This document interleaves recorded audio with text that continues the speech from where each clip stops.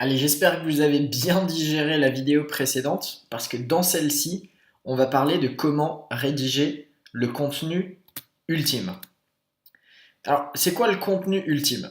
Eh bien, rédiger le meilleur contenu possible pour votre site, ce devrait être votre objectif à chaque fois que vous rédigez un article sur un sujet, que ce soit pour une Power Page ou pour une page plus longue traîne. Cet objectif, c'est de faire en sorte qu'après avoir lu votre article, le visiteur n'ait plus besoin d'aller voir ailleurs pour s'informer ou pour prendre une décision, d'achat par exemple. Et pour arriver à ce contenu ultime, en fait, il y a 12 points à respecter. Ces 12 points, vous les avez sûrement déjà lus, voire relus plusieurs fois dans vos recherches sur comment écrire les meilleurs articles possibles pour votre site. Mais est-ce que vous arrivez vraiment toujours à tous les retenir et à les appliquer quand vous rédigez? Probablement pas. Et bien c'est le but de cette liste, de cette vidéo. C'est de vous rendre la vie plus facile en vous listant ces 12 points que vous devez absolument vous efforcer de respecter dans votre exercice de rédaction, que ce soit pour une Power Page ou un article plus commercial, comme je vous ai dit. Ces 12 points, on va les détailler ensemble, mais je vous les ai aussi mis sous forme de bonus, sous forme de liste, pour que vous puissiez les imprimer et les utiliser pour vous, ou bien pouvoir les transmettre facilement à un rédacteur à qui vous sous-traiteriez le travail de production. Donc bref, vous l'avez compris, que ce soit vous qui rédigez ou quelqu'un d'autre, en utilisant cette liste et en cochant chacune des 12 cases qui la composent, vous aurez la garantie d'avoir un contenu qui cartonne.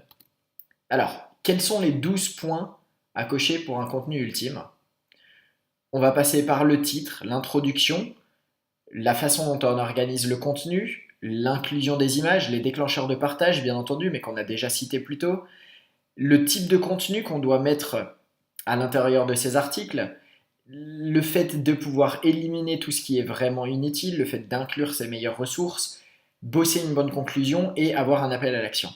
Tout ça, on va le voir ensemble et ça va être un module assez conséquent, donc accrochez-vous bien et on démarre tout de suite avec le titre. Le titre de votre article, c'est comme l'objet d'un email. Si celui-ci n'est pas bon, personne ne cliquera pour lire la suite. Votre article a beau être le meilleur sur le sujet, si personne ne le lit, ça servira absolument à rien. Vous devez donc déjà accrocher les visiteurs et leur donner envie de se lancer dans la lecture de votre contenu grâce à ce titre. Est-ce que vous saviez d'ailleurs que la plupart des gens qui partagent un article sur les réseaux sociaux ne lisent même pas plus loin que le titre? Ça veut dire que le titre seul peut déclencher le partage et donc améliorer votre reach sans même que ceux qui le partagent n'aient encore pris le temps de vraiment lire ce que vous avez écrit. Alors faut pas louper cette étape. Et on verra dans la prochaine vidéo comment optimiser ce sujet en particulier parce que c'est vraiment très important. Mais voici déjà une petite indication avec les 2 questions à vous poser pour confirmer si votre titre est assez accrocheur. Ces 2 questions, c'est celle-ci. Est-ce que votre titre est assez clair? Est-ce qu'il donne une indication précise de ce que vous cherchez à pousser? Et est-ce que votre titre incite-t-il à la curiosité et donne-t-il envie de cliquer? On verra ensemble qu'il y a plein de façons de faire ça et c'est l'objet de la prochaine vidéo. Si la réponse est 2 fois oui, c'est-à-dire votre titre est clair, précis et il incite à la curiosité, alors vous êtes bien parti et on peut poursuivre avec l'introduction. Est-ce que vous pouvez deviner quel est le rôle unique de l'introduction? Alors, ça vient en réalité des experts du copywriting. Et commençons plus haut. Quel est le rôle de votre titre? On l'a dit, le rôle de votre titre, c'était de pousser le visiteur à cliquer et de commencer à lire votre article. Eh bien, le rôle de votre première ligne, c'est de pousser à lire la seconde, et ainsi de suite. Du coup, le rôle seul, unique de votre introduction, c'est donc de pousser le lecteur à lire l'intégralité de votre article. Et c'est pour ça qu'elle doit être vraiment attirante, elle doit vraiment accrocher le lecteur et lui donner envie de lire la suite. Et il y a 3 questions à vous poser pour confirmer que votre introduction en soit capable. Petit 1, est-ce qu'elle est facile à lire? c'est-à-dire une ou deux phrases par paragraphe, ça doit être assez court. Je vous ai mis un exemple à côté de Brian Dean. Vous voyez que c'est très catchy, ça va directement droit au but. Est-ce que c'est assez concis? On ne veut pas de blabla ici. On cherche à délivrer directement de la qualité. Et ensuite, est-ce qu'elle introduit bien la valeur ajoutée que le reste de l'article apportera au lecteur? Si la réponse est oui, alors vous pouvez continuer. Si la réponse est non, il va falloir retravailler votre introduction et la travailler de la manière suivante. Dans votre introduction, vous devez montrer que vous comprenez le besoin de la personne qui lit cet article. Vous devez lui faire une promesse et vous devez lui donner un aperçu de ce que le contenu va lui apporter. Ça, c'est la formule pour une introduction parfaite. Troisième élément à cocher pour valider un contenu optimal, c'est d'avoir un contenu optimisé pour les zappers. Il y a deux catégories de gens qui vous lisent sur votre site. Il y a vos fans, ceux qui vous adorent, ou dans le cadre d'un site de niche, ceux qui sont vraiment en quête d'une information précise et prêts à tout lire pour trouver cette info. Mais ça représente 1 à 5% de vos lecteurs. Et puis il y a les autres. 95% de gens qui arrivent sur votre site après en avoir visité déjà 5 ou 10 et qui sont déjà prêts à cliquer sur la petite croix en haut à droite pour passer au prochain site s'ils ne trouvent pas sur le vôtre ce qu'ils sont venus chercher. J'appelle ça les zappers. Et 95% de zappers, ça fait beaucoup. C'est pour ça que vous ne pouvez pas les laisser vous zapper comme ça. Et pour les retenir, il faut leur donner ce qu'ils veulent. Mais comme ils ne vont pas tout lire, il faut leur faciliter la tâche en rendant votre contenu facile à lire en Z, comme on dit. Il y a deux questions à vous poser pour savoir si votre contenu est optimisé pour accrocher les zappers. Le premier, c'est est-ce que vous avez des titres et des sous-titres qui intriguent? Si vous arrivez à mixer valeur et curiosité, vous avez un duo magique. La seconde chose, c'est est-ce que votre mise en page met-elle en avant des points clés de façon visuelle? Vous voyez sur l'exemple ici à droite, lequel vous donne vraiment le plus envie de lire. Et surtout, lequel vous permet de voir visuellement quelques informations précises. Bien entendu, le deuxième contenu est optimisé pour les zappers, c'est-à-dire qu'ils vont arriver, en un coup d'œil, ils vont pouvoir voir une image, un titre, une deuxième image, 3 bullet points, et se faire une idée pour savoir s'ils veulent continuer à lire ou pas. Dans la première solution, on va avoir un bloc de texte, aucun élément. Il va falloir lire vraiment pour avoir une idée de ce que vous racontez. Et ça, c'est idéal pour faire fuir quelqu'un qui n'aurait pas envie de chercher à comprendre si vous êtes le meilleur article ou pas. Donc, optimisez votre contenu pour les zappers. Quatrième point, un ratio image-texte optimisé. Une image tous les 350 mots. C'est en moyenne ce que vous devriez essayer de respecter pour obtenir un bon équilibre visuel dans vos articles. Ces images, elles vont non seulement vous permettre d'alléger votre contenu en cassant les longs blocs de texte, mais aussi accrocher le regard des lecteurs. On l'a vu avec les zappers, c'est super important. Elles sont aussi un excellent moyen d'appuyer un message clair, voire de remplacer totalement un point crucial que vous souhaiteriez passer. Une image vaut plus que 1000 mots, vous l'avez forcément déjà entendu celle-là. Et ben voilà, c'est vrai. Il y a une seule question à vous poser ici du coup, c'est est-ce que vous avez une image tous les 200 à 400 mots? Et alors cette image, ça peut être une photo, ça peut être un graphique, ça peut être un bloc mettant en avant une citation, mais ça doit être quelque chose qui vient couper votre contenu et le rendre plus digeste. Par exemple, à droite, je dis exactement la même chose dans ma ligne, j'ai obtenu une amélioration de 200% de mon CTR, mais si je mets une image qui vous montre ça, là vous avez quelque chose qui est vraiment impactant. Si je vous mets juste une phrase, probablement que vous allez zapper cette information si vous ne lisez pas totalement le texte que j'ai mis. Donc si vous avez une image tous les 200 à 400 mots, continuez, sinon, ajoutez-en. Cinquième élément, les déclencheurs de partage. On les a découverts ensemble dans une précédente vidéo, on ne va pas donc revenir dessus, mais pensez à en intégrer au moins 3 dans vos articles pour optimiser les chances de partage. C'est particulièrement vrai pour les Power Pages, c'est un peu plus dur pour les articles commerciaux, et vous arriverez très rarement à intégrer les 5, mais essayez d'en intégrer au moins 3 en réfléchissant à la façon dont vous pouvez orienter votre contenu. Ensuite, une des meilleures façons de créer le meilleur contenu, c'est de répondre à toutes les questions de vos lecteurs. Avant de vous lancer dans la rédaction, vous devez savoir quels sont les problèmes de vos futurs lecteurs. Parce qu'un bon article, je vous l'ai dit, doit répondre à toutes les questions que peuvent se poser ces lecteurs. Et comment en être sûr? Eh bien, déjà, le meilleur moyen de répondre à toutes les questions, c'est de reprendre tous les points abordés par des articles existants sur le sujet. Donc pour ça, vous prenez par exemple les 30 meilleurs articles sur un sujet en particulier et vous reprenez tous les points qui ont déjà été cités. Mais vous allez le compléter en allant vous promener dans les forums, les groupes Facebook et les autres communautés existantes sur le sujet et vous allez lister tous les sujets qui font le buzz ou qui déclenchent des discussions, des débats, etc. Listez aussi toutes les questions que vous trouverez en chemin. Ensuite, intégrez et traitez de façon poussée toutes celles qui reviennent le plus souvent et réservez peut-être un espace Q&A ou quelques petits paragraphes pour les questions moins évidentes mais qui existent tout de même. À la fin de votre article, la seule question à vous poser, c'est est-ce que vous avez répondu à toutes les questions listées pendant vos recherches?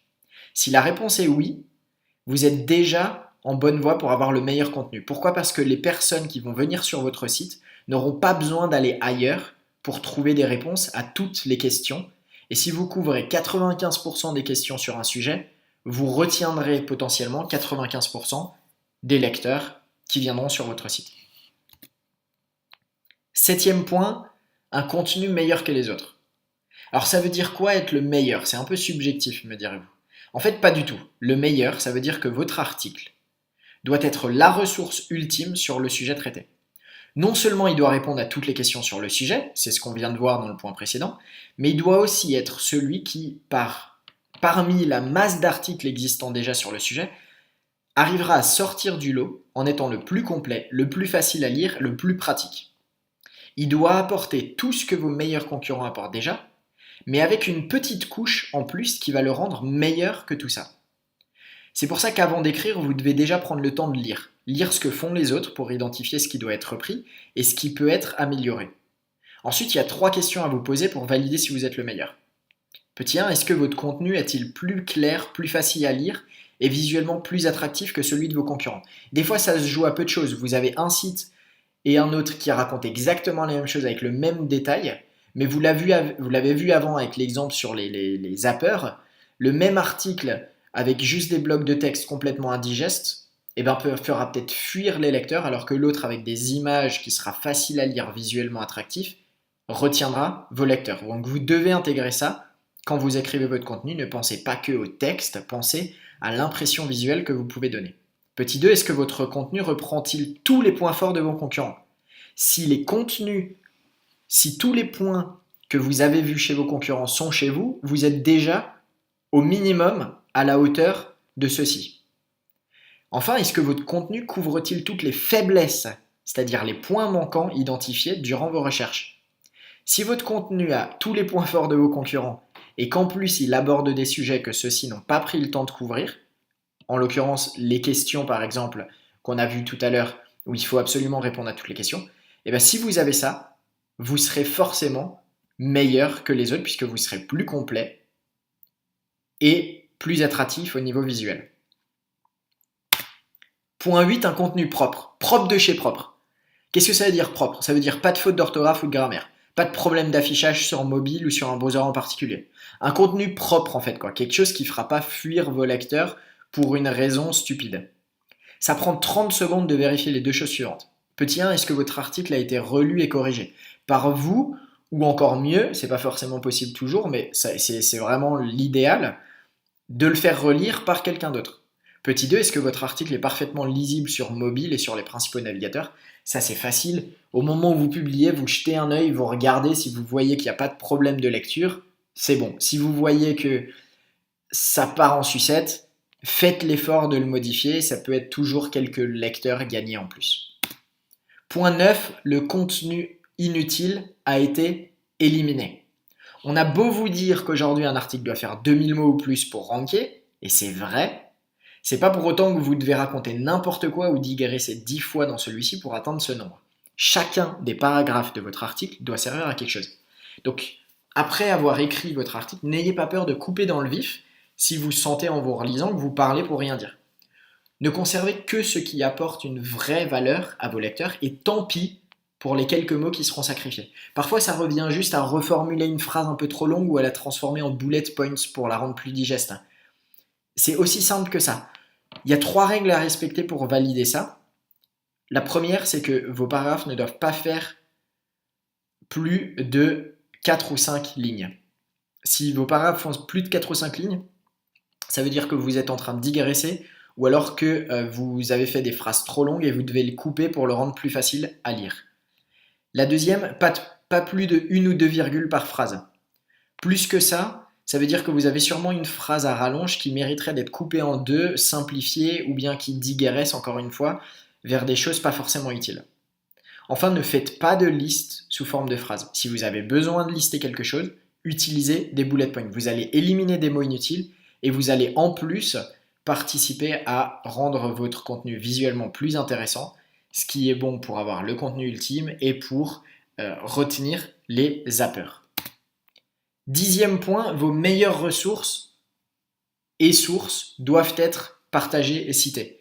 Ce n'est pas une règle absolue, mais quand vous rédigez un article sur un sujet complexe ou qui mérite d'être appuyé par des ressources solides, désolé de vous le dire, mais votre blog n'est pas forcément la référence sur le sujet, et d'autres sites ont peut-être une autorité ou une notoriété qui vaille le coup d'être utilisée, et bien dans ce cas-là, il est intéressant de citer vos sources et de compléter certains passages avec des articles externes. Et voyez pas ça comme un lien vers un concurrent. Considérez ça comme une couche de valeur supplémentaire que vous offrez à vos lecteurs. Vous verrez en fait très peu quitteront votre site pour aller visiter ces liens. La plupart notera juste que ce que vous dites est prouvé par un lien externe vers la source en question et sera ravi. Sans même la lire, en fait, ils gagneront en confiance dans votre contenu parce que vous allez leur donner la possibilité de vérifier ce que vous avancez. Et d'autres, ceux qui cliqueront, les quelques lecteurs qui cliqueront, seront ravis de pouvoir creuser encore plus le sujet que vous leur avez apporté sur un plateau. Et ils seront ravis que vous leur ayez donné de l'information qualitative en plus de votre article. Donc 2 questions à vous poser à la fin de votre article pour valider ce point. Est-ce que toutes vos annonces, est-ce que toutes vos promesses sont-elles confortées par l'ajout d'une source crédible?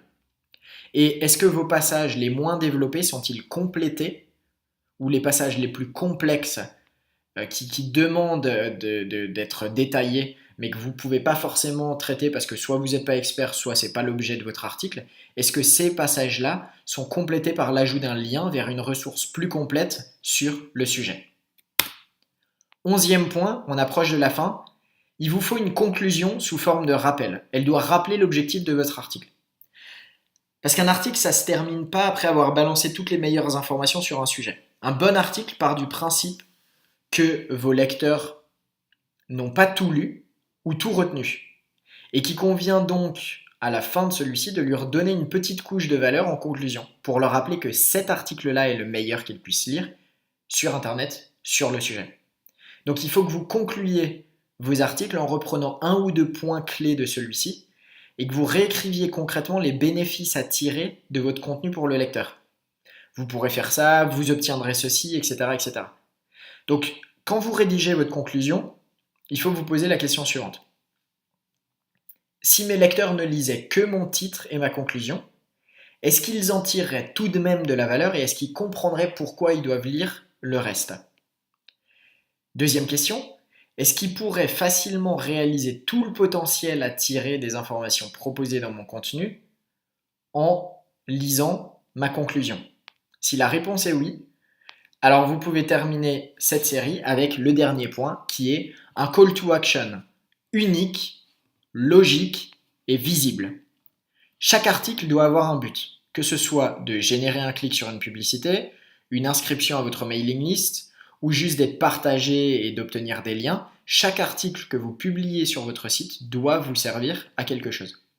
Et pour pousser vos lecteurs à faire ce que vous attendez d'eux, il ne faut pas que vous attendiez qu'ils le devinent. Vous devez les guider, leur dire quoi faire, leur mettre sous les yeux l'action en question et faire en sorte qu'ils ne puissent pas s'empêcher de l'effectuer. Donc avant de publier votre article, repassez dessus et posez-vous les questions suivantes. Est-ce que mon article a un objectif bien précis dans ma stratégie globale de contenu? Est-ce qu'il sert à quelque chose? Est-ce qu'il apporte une valeur ajoutée à votre objectif global? Et cet objectif est-il bien caractérisé par un appel à action par question, quoique l'action en question peut être une question, Est-ce qu'il est bien caractérisé par un appel à l'action visible et logique? Alors cet appel à l'action, ça peut être un tableau comparatif de produits, ça peut être un content upgrade pour aller plus loin sur le sujet, sur lequel vous allez inviter à cliquer pour télécharger, ça peut être un lien invitant à visiter un site partenaire, un bouton de partage, etc. Peu importe, soyez créatif, mais efforcez-vous d'amener cet appel à l'action de manière naturelle et surtout intégrez-le. À la fin de votre article, votre lecteur doit savoir quoi faire ensuite. Voilà, ces 12 points. Alors, ces 12 points, je vous les ai remis sous forme de liste que vous voyez ici sur votre écran. Et vous pourrez télécharger cette liste dans les bonus. Elle est très simplifiée. Simplement, si vous cochez ces 12 points, vous serez sûr d'avoir le meilleur contenu. Et vous pouvez l'imprimer et la fournir à un rédacteur qui travaillera pour vous en lui donnant, bien entendu, il va falloir lui expliquer, hein. Vous n'allez pas pouvoir juste lui donner la liste et faire en sorte qu'il comprenne que tout est bon, mais vous pouvez très bien lui donner les explications, même fournissez-lui pourquoi pas cette vidéo, et fournissez-lui la liste avec les éléments à cocher. Vous pouvez repasser dessus après. Le but, c'est que vous ayez un élément facile pour vérifier à la fin de chaque article que vous écrivez, notamment les Power Pages, que vous puissiez confirmer que vous avez inclus ces 12 points. Si c'est le cas, félicitations, vous avez un article qui vaut vraiment le coup d'être lu et qui va vous permettre de ranker ou d'obtenir ce que vous cherchez à obtenir avec cet article. Et vous pouvez passer au contenu suivant, où on va revenir sur le point numéro 1 qui était un titre accroche le lecteur et où je vais vous montrer concrètement comment écrire le titre parfait. Vous êtes prêts? Allez, à tout de suite.